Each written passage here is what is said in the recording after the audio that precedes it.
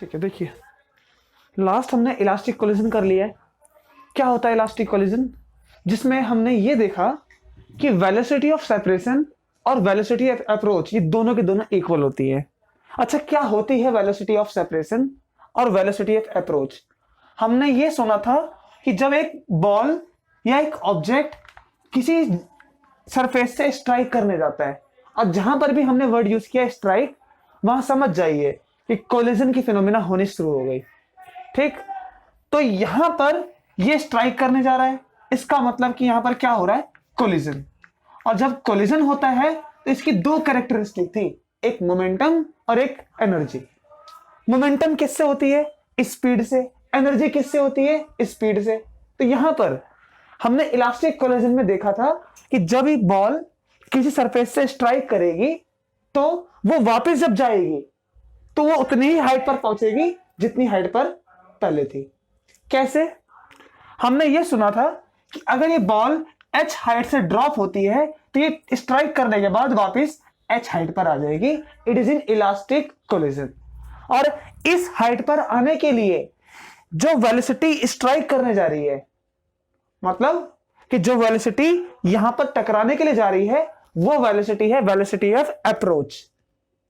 जब वो इस सरफेस से सेपरेट हो रही है तो ये वेलोसिटी है सेपरेशन।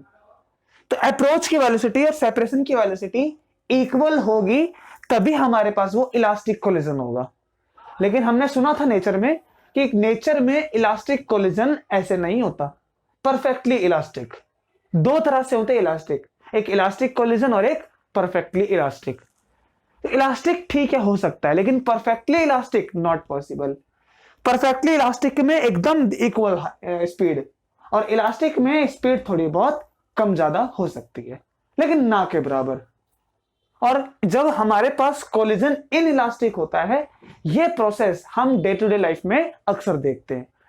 क्या होता है इन इलास्टिक में? तो इसका कैरेक्टर है कि जो वेलोसिटी ऑफ अप्रोच है ये, और जो वेलोसिटी ऑफ सेपरेशन है ये डिफरेंट होंगी। कैसे डिफरेंट होंगी? तो सुनो, वेलोसिटी ऑफ सेपरेशन जो होगी वो कम होगी, इसी वजह से ये पूरी हाइट पे नहीं आ पाएगी। तो ये वेलोसिटी कम है तो यहां तक आ पाएगा। तो ये वेलोसिटी ऑफ सेपरेशन लेस होती है, less than velocity of approach. ये इनलास्टिक का कैरेक्टर है। अच्छा, जब ये इनलास्टिक का कैरेक्टर है तो ये स्पीड कम क्यों हो गई? तो हमें पता है कि हमारे पास चलती हुई बॉडी के पास एक कैरेक्टर होता है काइनेटिक एनर्जी, और अगर इस एनर्जी में कुछ लॉस हो जाए तो लॉस किसमें होगा? स्पीड में। यहां पर जब ये किसी से टकराएगी, इससे साउंड निकलेगा, हीट निकलेगी, और भी कई सारी फॉर्म्स ऑफ एनर्जी बनेंगी। अगर वो एनर्जी बनेगी, इसका मतलब कि ये लॉस्ट हो गई, और वो लॉस्ट होके किसी दूसरी फॉर्म में कन्वर्ट हो गई। तो ये लॉस्ट हो चुकी है, इसके लॉस्ट होने का मतलब स्पीड कम हो गई। स्पीड कम हो गई तो हमने क्या नाम दिया इसको? In elastic collision. और ये ट्रू है, होता भी है।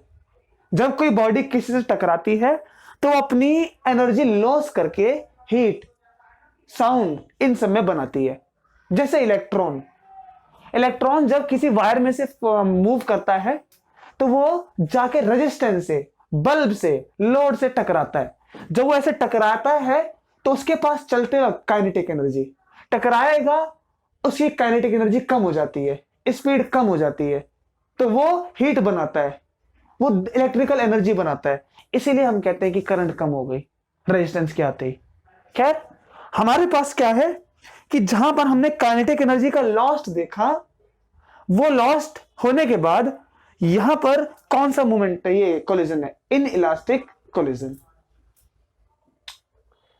अच्छा, काइनेटिक एनर्जी लॉस्ट होकर दूसरी फॉर्म में चली गई। यहां पर मैकेनिकल एनर्जी कंजर्व नहीं है। जहां पर काइनेटिक एनर्जी लॉस्ट हो गई वो दूसरी फॉर्म में चली गई, हीट और साउंड। और मैकेनिकल एनर्जी दो तरह से होती है, काइनेटिक और पोटेंशियल। अगर काइनेटिक लॉस्ट हो गई, पोटेंशियल की तो बात ही नहीं है, काइनेटिक लॉस्ट हो गई, तब हमारे पास वो मैकेनिकल एनर्जी भी लॉस्ट हो गई। कि मैकेनिकल एनर्जी दो से बनती है, काइनेटिक प्लस पोटेंशियल। पोटेंशियल 0 है तो काइनेटिक 100 है। अगर काइनेटिक भी 80 हो गई तो 20 कहां गई? वो कन्वर्ट हो गई साउंड में, हीट में।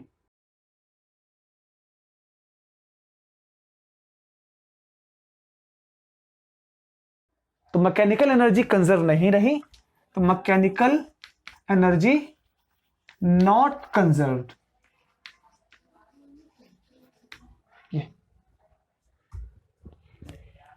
ये प्रोसेस है हमारे पास, और इस प्रोसेस में टोटल एनर्जी कौन सी, हीट, साउंड, अगर इन सबको देखें तो पूरे यूनिवर्स की एनर्जी कंजर्व है, क्योंकि वो एनर्जी मैकेनिकल से लॉस्ट होके हीट में चली गई, साउंड में चली गई, तो वो टोटल एनर्जी कंजर्व रहेगी। क्योंकि ये क्या होती है, काइनेटिक, पोटेंशियल, साउंड, हीट, ये सब होती है। 80 काइनेटिक, 20 साउंड, ठीक है, टोटल एनर्जी कंजर्व है। इसी प्रिंसिपल को ना हम यूज करते हैं ये समझाने में कि कोएफिशिएंट ऑफ रेस्टिट्यूशन कितना होता है। तो हम जानते हैं कि वो होता है कि वेलोसिटी से कंपैरिजन, ये रिलेटिव वेलोसिटी, कि सेपरेशन के बाद वेलोसिटी बची कि नहीं बची, वेलोसिटी बची कि नहीं बची, तो बची लेकिन कम बचती है। ये ऊपर वाला नंबर कम होता है, ये नंबर ज्यादा होता है। अगर ये ज्यादा होता है तो जाहिर सी बात है कि ये ज्यादा, तो रेस्टिट्यूशन हमेशा कितना आएगा, लेस देन 1, एक से कम आएगा। ये 100, वो 80.8, और वो 80 रहेगा। तो ये है हमारे पास कि coefficient of restitution in elastic collision में कितना होता है, इट इज दिस मच। ये डिफरेंस और एक ये डिफरेंस हम देखेंगे, ये वाला डिफरेंस एक, दूसरा डिफरेंस जो हम देखेंगे वो होगा मोमेंटम के बारे में। ये दूसरा डिफरेंस मोमेंटम कंजर्वेशन के बारे में, एक ये और एक ये दो ही कैरेक्टर ऐसे हैं जो कोलिजन को डिफरेंट डिफरेंट कैटेगरी में हमें समझने में हेल्प करते हैं। देखो कैसे, इलास्टिक कोलिजन में मोमेंटम कंजर्व, इलास्टिक, ये डिफरेंट होता है, वो 1 के इक्वल होता है ये, क्योंकि सेपरेशन भी इक्वल और अप्रोच भी इक्वल, तो इलास्टिक कोलिजन में ये 1 होता है। इसके डिफरेंट होने से हमने समझ लिया कि ये इलास्टिक कोलिजन है। इन इलास्टिक में ये लेस देन 1 होता है, मोमेंटम कंजर्व। अभी देखेंगे कैसे। तो इन इलास्टिक में मोमेंटम कंजर्व है, लेकिन ये कितना होता है, लेस देन 1। तो इसके डिफरेंस से कोलिजन को हम अलग अलग समझ सकते हैं। नंबर 3, मोमेंटम प्लास्टिक कोलिजन में, मतलब परफेक्टली इन इलास्टिक में मोमेंटम कंजर्व होता है, लेकिन रेस्टिट्यूशन ये फिर से अलग हो गया, ये 0 के इक्वल हो जाता है। तो रेस्टिट्यूशन के डिफरेंस से हमने कोलिजन को अलग अलग समझ लिया। जिसका रेस्टिट्यूशन 0 वो प्लास्टिक। प्लास्टिक कैसे होगा इसको हम देखते हैं आगे। सबसे पहले एक बार मोमेंटम कंजर्वेशन पे नजर मारते हैं कि वो कैसे होता है। नाउ लेट्स वी सी।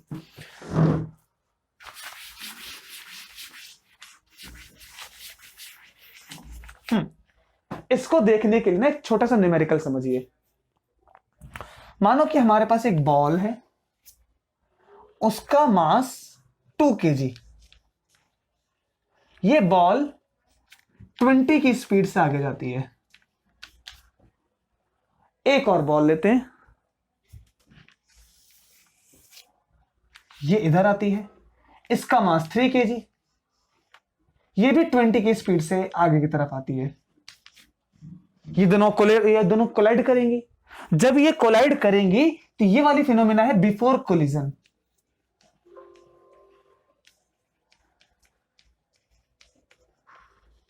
अच्छा, कोलाइड कर जाएंगी तो हमें उसकी चिंता नहीं है, हमें चिंता सिर्फ इस बात की होनी चाहिए कि कोलिजन के बाद क्या होगा।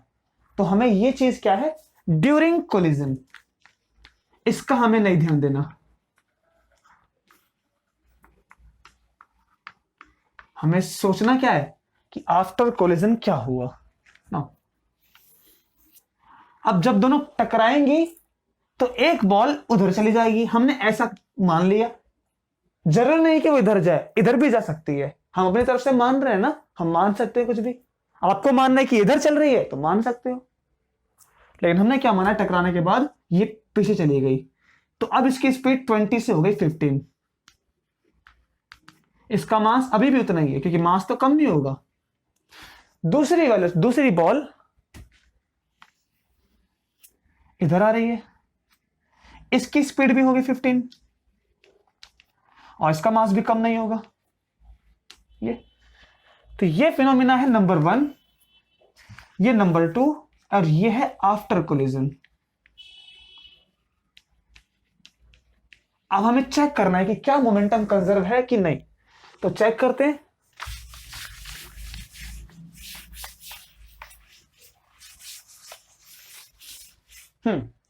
क्या होता है momentum conservation? Momentum before collision equals to momentum after collision. अगर ये सब प्रोसेस हम बाहर से देखें तो हमारे लिए ये सब इंटरनली हो रहा है। अगर इस पे बैठ के सवारी करते हो आप, तब ये मोमेंटम कंजर्व नहीं होगा। याद है, momentum is a frame dependent quantity, momentum conservation. तो मोमेंटम कंजर्व हम बोलते हैं, समझ जाइए कि इंटरनल प्रोसेस है, कंजर्वेशन बोलते ही। हाँ, तो क्या होगा?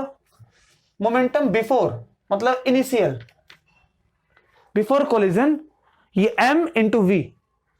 m कितना? 2, v कितना? 20। टोटल मोमेंटम के लिए प्लस। दूसरा कितना? m3 into velocity. यहां पर फर्क आ गया। जब मैं ये लिखने जाऊं तो एक बात का ध्यान दो कि अगर आप ये डायरेक्शन को प्लस साइन देते हो तो ये सभी की सभी डायरेक्शन जो लेफ्ट पर होंगी इनको आपको माइनस साइन देना पड़ेगा। तो वेलोसिटी वेक्टर है और वेक्टर होने की वजह से हम वेलोसिटी को लिखेंगे माइनस में 20 और प्लस माइनस माइनस होता है, तो 40 माइनस में 60। तो टोटल मोमेंटम कितना हो गया? -20 किलोग्राम मीटर पर सेकेंड। अब हम इसको चेक करते हैं। मोमेंटम आफ्टर मतलब फाइनल मोमेंटम, वो कितना कि m2 है। अगर ये डायरेक्शन हमने पहले से ही नेगेटिव मान लिया तो ये वेलोसिटी कितनी? माइनस में 15,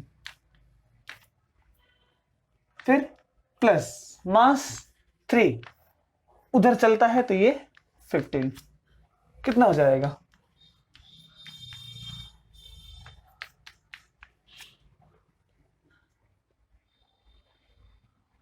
ये करेक्ट है?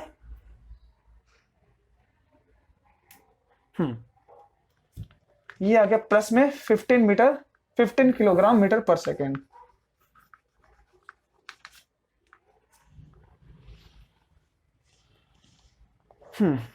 कुछ इसमें गड़बड़ी? हाँ, गड़बड़ी है। वो ये कि अगर हम इन दो बॉडी का अलग अलग मास लेंगे तो कोलिजन की फिनोमिना भी डिफरेंट डिफरेंट हो जाएगी। इसके मास के ज्यादा होने से, सुनना ध्यान से, हमने क्या मिस्टेक किया कि इसके मास के ज्यादा होने से ये बॉल टकरा के वापस नहीं जाएगी। अगर जाएगी तो इसकी रफ्तार कम, इसकी रफ्तार ज्यादा होनी चाहिए थी, ऐसा होना चाहिए था।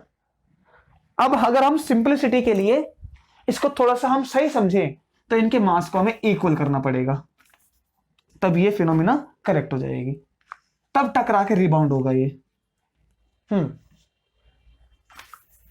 तो क्या होगा? ये भी -40, तब मोमेंटम कितना हो जाएगा? 0। मोमेंटम को अलग अलग नहीं, ये मास को अलग मत लेना, इसको डिफरेंट करने से केस बन जाएंगे। और उस केस को हमने पहले भी स्टडी किया कि क्या होता है, इधर जाएगा कि उधर जाएगा। मास को सेम ले लो तो रिबाउंड हो जाएगा दोनों। हाँ, तो इसमें भी ठीक कर लेते हैं। ये तो कितना हो गया? प्लस का 30 और फाइनल मोमेंटम कितना? 0। इसीलिए हम यहां से देख सकते हैं कि final momentum equals to initial momentum, और इसको क्या कहते हैं? Momentum is conserved.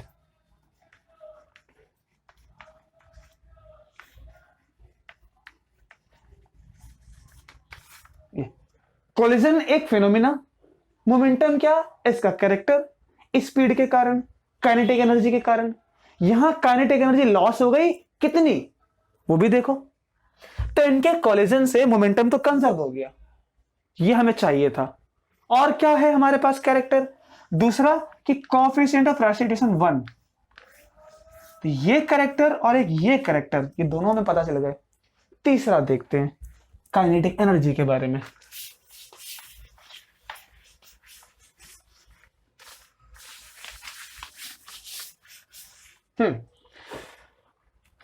Kinetic energy before collision कितना, half m v square, half m v का मतलब कि 400 प्लस में, और काइनेटिक एनर्जी स्केलर है तो वेलोसिटी का हम डायरेक्शन नहीं लेंगे, it is scalar addition, half m v square, तो ये हो गया 400 800 जूल। अच्छा, फाइनल कितना हो जाएगा, हाफ एम वी का square that is 225 plus half m फिर से 2 वी मतलब 15 का square it is 225, so it is 450 joule. Correct. तो लॉस इन काइनेटिक एनर्जी कितना, लॉस कितना हुआ, तो final minus initial,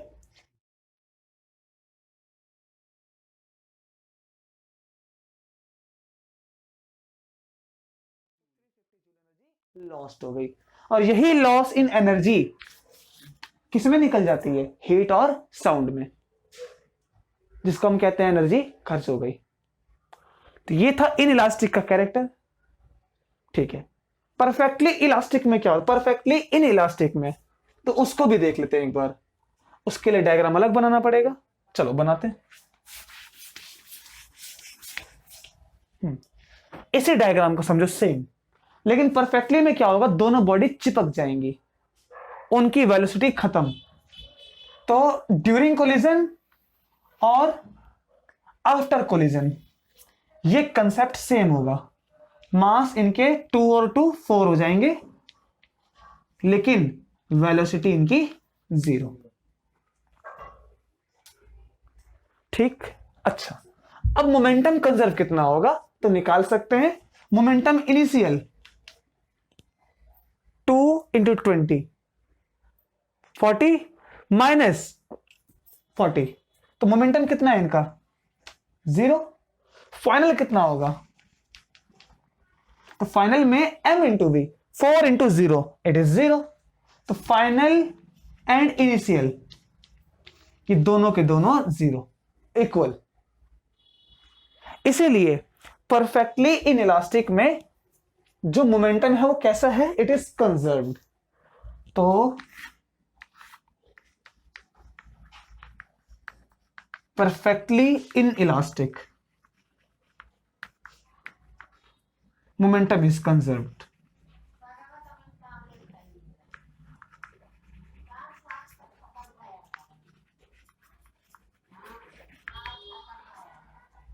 but what about kinetic energy, तो काइनेटिक एनर्जी कितनी हो गई, ये देखो यहां पर बिफोर कोलिजन 800 जूल, फाइनल कितना हो जाएगा, तो ये जरूरी है। तो फाइनल हो जाएगा हमारे पास half m v square it is 0 joule.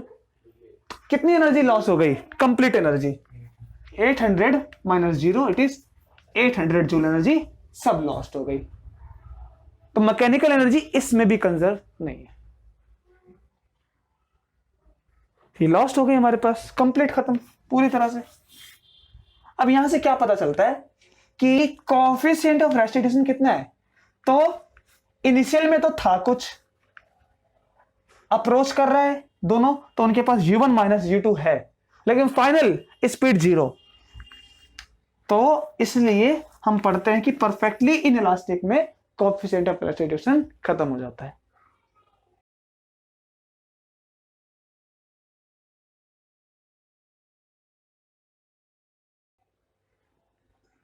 दोनों कैरेक्टरिस्टिक, एक ये और एक ये, तीनों। अब हम ना इसमें कुछ और एडवांस लेकर आते हैं, वो क्या चीज है इसको समझना आप।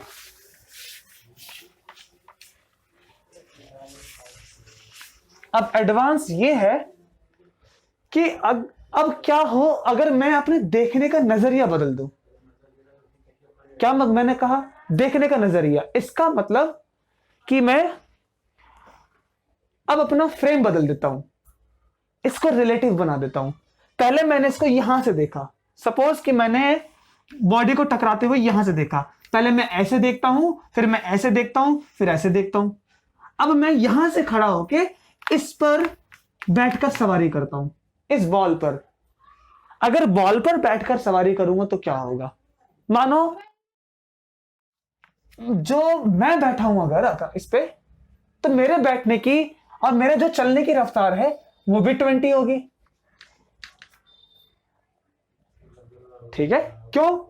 अब जैसे इस बॉल पर अगर मैं बैठूंगा या किसी कार में अगर हम बैठते हैं तो जो रफ्तार कार की वो हमारी होती है। यहां पर ऐसा सोचो कि जिस रफ्तार से बॉल चल रही है, मानो बॉल यहां पर है, तो मैं भी बॉल के साथ इस कार में बैठ के चलता हूं, दोनों की रफ्तार सेम है। ये कंसेप्ट यहां से ये समझो क्या होगा अगर अब मैं मोमेंटम की बात करूं। सो लेट्स बी सी मोमेंटम इनिशियल। मास कितना है इस बॉल का? 2 kg। मेरे रेस्पेक्ट में इसकी स्पीड कितनी? तो मेरे रेस्पेक्ट में तो चल नहीं रहा है, हमारी पोजीशन बदल नहीं रही है। पोजीशन नहीं बदलेगी तो रफ्तार 0। ठीक है? मोमेंटम कितना हो गया? 0। अच्छा, दूसरी बॉल का देखो, उसके लिए तो मोमेंटम कितना? मास है 2, स्पीड की बात करते हैं, यहां कंसेप्ट बदल गया। अब हम दुनिया में जो हम ये बात कर रहे हैं वो रिलेटिव स्पीड है।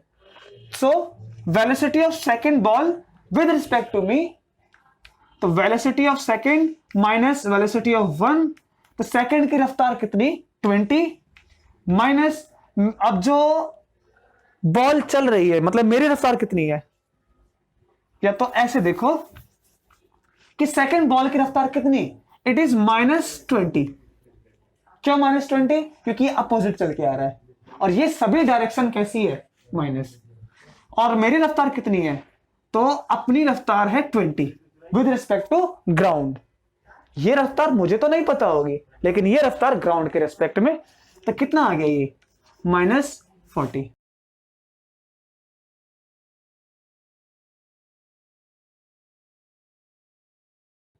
सो अगर मैं यहां पर रखता हूं -40, तो मोमेंटम कितना हो गया? 0 और ये -80 किलोग्राम मीटर पर सेकेंड। अच्छा, अब टकराने के बाद क्या होगा? अब देखो, मैं इस पर बैठ के सवारी कर रहा था, तो जब मैं टकराने के बाद इसको देखूंगा तो मैं तो अभी भी चल रहा हूं। मेरे चलने की रफ्तार कितनी है? 20। तो बॉल दोनों यहां चिपक गई हैं, मैं अभी भी आगे जा रहा हूं क्योंकि चलेगी नहीं बॉल, तो बॉल तो रुक गई है, बॉल की स्पीड खत्म, लेकिन मेरी स्पीड कितनी है? 20। तो मैं अपना मोशन तो बता नहीं पाऊंगा। याद है थर्ड चैप्टर रिलेटिव मोशन क्या था? कि मैं अपना मोशन नहीं बता पाऊंगा, मुझे पूरी दुनिया, ये दोनों बॉल पीछे की तरफ जाते हुए दिखाई देंगे। यही तो होता है ना यूनिफॉर्म मोशन। स्पीड नहीं बदल रही है, 20 20 20, तो हम समझ गए अगर रफ्तार 20 है तो ये यूनिफॉर्म मोशन है। अगर रफ्तार 20 से 30 40 50 बदलती तब ये यूनिफॉर्म मोशन नहीं होता, और तब मोमेंटम का कंजर्वेशन भी बिगड़ जाता। रफ्तार कब बदलती है? जब फोर्स लगती है। अभी फोर्स नहीं लग रही, सब कुछ यूनिफॉर्म, तो इसलिए बॉल रुक गई, बॉल मेरे लिए बॉल पीछे जा रही है क्योंकि मेरी रफ्तार कितनी है? मेरी रफ्तार ग्राउंड के रेस्पेक्ट में 20। अपना तो मैं खुद नहीं बताऊंगा कि मैं चल पाऊंगा कि नहीं। हम यहां पर बैठे हैं, सन के चारों तरफ घूमते हैं, हम नहीं बता पाते, हमें लगता है कि सन घूम रहा है। इसी तरह से बॉल पीछे जा रही है, ये दोनों। कब लगेगा ये तब लगेगा जब मैं आगे चल रहा हूं, तो मेरे लिए दोनों बॉल की रफ्तार 20 है लेकिन माइनस में। सो कैलकुलेट करते हैं। एम कितना? 4। वेलोसिटी कितना? -20। कितना आ गया? माइनस का 80 किलोग्राम मीटर पर सेकेंड। तो क्या पता चला कि final momentum equals to initial momentum अभी भी है। तो हमने इस पर बैठ के सवारी किया, इसके साइड में चलना शुरू किया, तो भी मोमेंटम कैसा है? कंजर्व। ये बात याद रखना है आपको। ये बात में क्या था कि हमने इसको रिलेटिव किया, फ्रेम को बदल दिया, पहले यहां से देखा इसको, फिर वहां से देखा।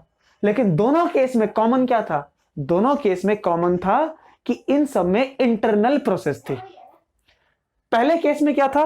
पहले केस में आई am at rest, I was at rest, I was at rest. दूसरे केस में क्या था? I was moving. तो मैं चाहे खड़े होकर देखता हूं, चाहे दौड़ते हुए देखता हूं, मेरे लिए दोनों केस में मोमेंटम कैसा है? It is conserved. किसके रेस्पेक्ट में रुका हूं मैं? ग्राउंड के। किसके रेस्पेक्ट में चलता हूं? ग्राउंड के। तो ग्राउंड के रेस्पेक्ट में चलूं या दौड़ूं, मेरे लिए दोनों में मोमेंटम कंजर्व है, क्योंकि मैं तो दोनों केस में अपने लिए नहीं चलता हूं। देखो, अगर हम यहां पर बैठे हैं, मून वाला कहता है तुम चलते हो, हमारा पड़ोसी कहता है नहीं चलते हो, दोनों केस में हमारा क्या?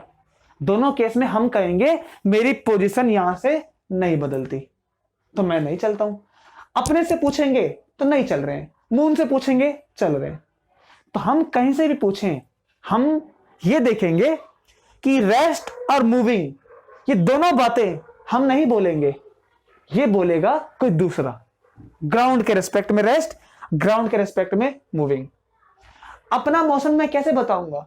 मेरी पोजीशन इस बोर्ड से नहीं बदलती, so I am at rest with respect to this board. लेकिन ये सारी दोनों कहानी मैंने अपने से नहीं पूछा, ये दोनों की दोनों मैंने ग्राउंड से पूछा, ग्राउंड से। तो ग्राउंड दोनों केस में क्या कहेगा? अलग अलग बातें, और दोनों केस में मोमेंटम कंजर्व। अच्छा, ये कहानी, ये मोमेंटम कंजर्वेशन जब हम रिलेटिविटी पढ़ेंगे, आइंस्टाइन को पढ़ेंगे, तब ये बिगड़ जाएगा। आइंस्टाइन की दुनिया में फाइनल और इनिशियल इक्वल नहीं होगा जब हम ऐसे पढ़ेंगे। मूविंग वाले केस में, रेस्ट वाले केस में आइंस्टाइन कहेंगे कंजर्व है, जब आप दौड़ोगे तब कंजर्व नहीं है, वो ऐसा कहेंगे। याद हमने एक एग्जांपल देखा था, बॉल की रफ्तार 0.6 c, रिलेटिविस्टिक स्पीड, ये वही चीज है। तो ये था हमारे पास इलास्टिक कोलिजन, इन इलास्टिक और परफेक्टली इन इलास्टिक कोलिजन। आपको फ्रेम बदल कर भी मोमेंटम निकालना आना चाहिए, ये दोनों काम। ठीक है, तो हम यहां पर इसको फिनिश करते हैं, फिर अब से नेक्स्ट नया चैप्टर स्टार्ट करेंगे कुछ न्यूमेरिकल की प्रैक्टिस के बाद। ठीक है।